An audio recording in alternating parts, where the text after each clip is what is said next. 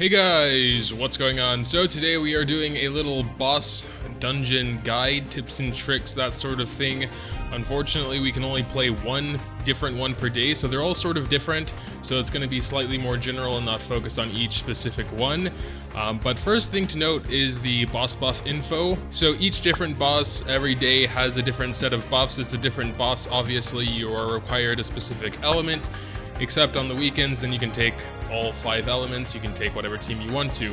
But let's just take this guy as an example. So he will increase his attack, which stacks up to 5 times. Every boss has this, but that's a pretty basic buff, nothing you can really do about it, I guess. So of course you want to look at their buffs and see if there's anything you can really do. In most cases you can't really do anything, especially on the element days where you need one element, because most people don't have, like, you know, a lot of different raised dark troops, for example, to choose from.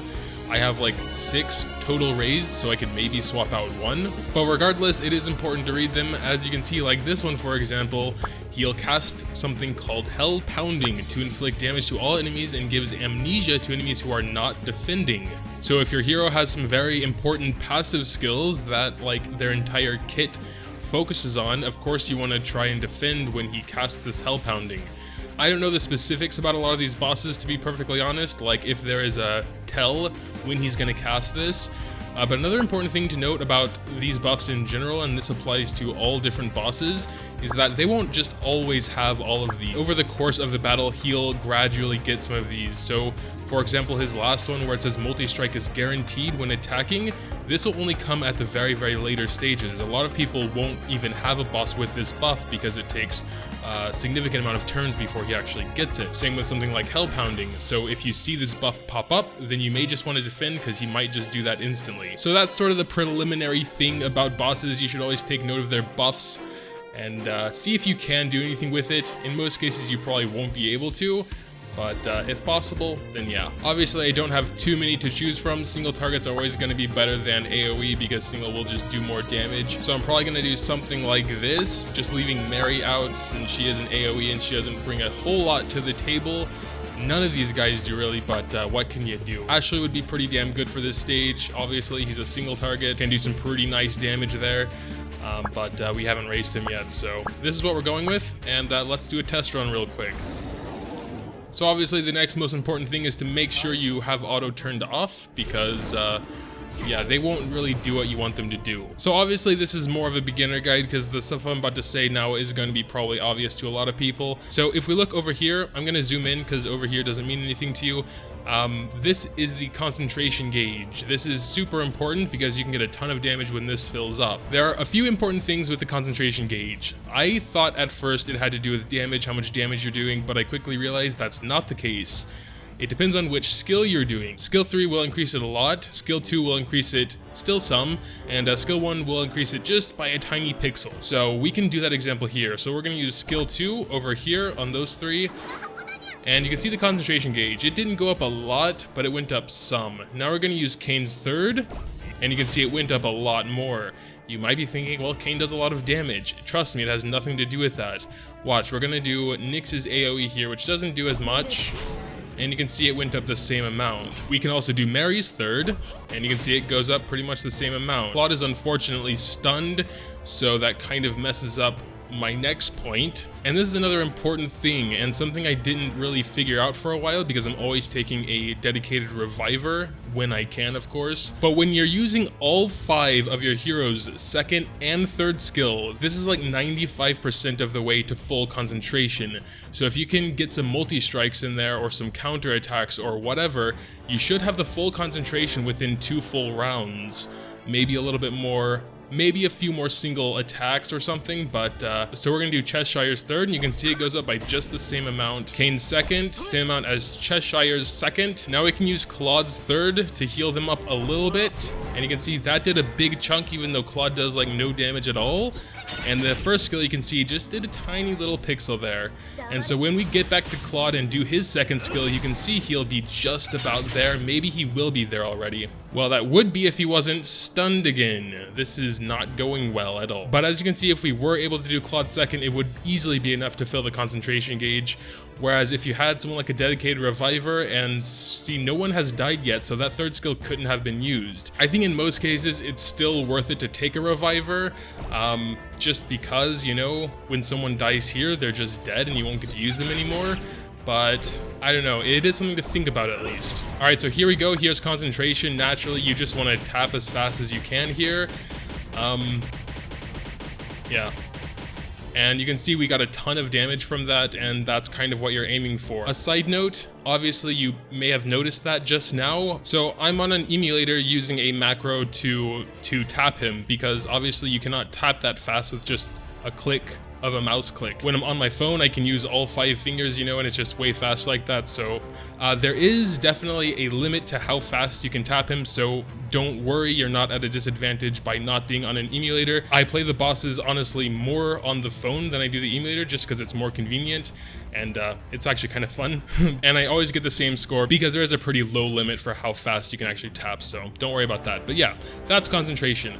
And of course, after concentration is finished, what is awesome is everyone's skills are reset back to normal. You should go and do their second and third skills as high priority, because then you can get that concentration. You can see 2 third skills gave about a quarter of it, so 5 would give a little over half.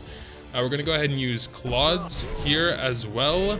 And you can see we got about almost half now. Let's do one more and we should get half here. Yeah, there it is, exactly half. So I'll assume a second skill gives about 1/16. That would seem about right. So we're gonna do a second skill and see if we get up to that mark. No, a little bit less than a 16th it seems. Why is Claude always stunned? I should have read this boss's buffs more closely. And now we're using Kane's second. And you can see we're almost back up to full concentration without ever having to use a first skill. Here's the first one we're using now, and then followed by Mina. And if Claude can just stay not stunned, he can use his second and we'll pretty much be there. Almost, like 1 or 2, yep, here it is. All right, so of course, you know, just tap away as fast as you can and should be good. Also up here, you can see his current buffs. I believe we just now got Hell Pounding, so it might be a good idea to defend. But we also have Lord of Chaos, where he deals extra damage to abnormal status, which all of us have Melancholy, but he doesn't have his guaranteed multi-strike yet, so we're gonna continue on here. Ah, there's the Amnesia. Okay, so he just did his Hell Pounding move, and now those two have Amnesia. Those two were still protected by Cheshire's Veil, so they're fine. But those guys' passives won't work now for 2 turns, which I believe includes Claude's Dirge Ghost Girl, which is very bad. That means no healing capabilities. Let's start with the second skill, then maybe we can get Dirge Ghost Girl up next turn if anyone survives this long. All right, let's go ahead and use it. We kind of cycled around, just cut that part out. But at this point, most people have all... Ooh, no, there goes Cheshire and the rest. Ouch, ouch. Can we get one more concentration up in here? Looks like Dirge Ghost Girl didn't really do anything there. Oh, he still had Amnesia. Okay, so now we know that for next time. We might be able to avoid that next time. I think we can get 1 concentration, but obviously another thing I forgot to mention about concentration is that it depends on how many heroes you have left. The less you have, the less concentration. You can see we're only doing 722 up there per tap. And before we were doing a few thousand. Always good to keep that in mind as well. So that if you do have any dedicated revivers, make sure to revive anyone before going into concentration mode. Firstly, because you'll do more damage to the boss, and secondly, because the revive will be off cooldown anyway straight after. Alright, see, now he has his guaranteed multi-strike, and I believe we're at about 20 turns left, so you can see when he attacks, he'll attack again if he doesn't just one-shot me. So we got 1.3 million. Let's see if we can do a bit better this time with his Hell Pounding skill in mind this time. All right, here we are on turn 70, and we can see he got his first buff here, the attack boost. So he doesn't actually start with it. It starts on turn 70. All right, so now at 60 turns left, he has his Earthquake, and he seems to do that as soon as he can because he just did it now. Also taking note of the turn order down here. So for example, when he gets down to 40 turns again, he'll have this buff where I need to be defending with at least Claude, it might be a good idea just to defend with everyone so no one gets amnesia, or to have them protected by whatever. You may just really have to defend for him specifically. Now he has his Lord of Chaos buff at turn 50, and that'll inflict extra damage when attacking anyone with the debuff, which everyone has, except Nyx. And that seems to be a passive he'll just apply all the time anyway. Alright, so we're in a bit of a tricky situation right now. You can see we have 42 turns left. It's Claude's turn right now, so he's the 42nd turn. That means Cheshire will be the 41st turn, and the boss will be the 40th turn. And on the 40th turn, we know he gets his hell pounding, whatever it's called. I'm honestly not too sure if he'll do that instantaneously or not, but just in case, we're going to defend with Claude.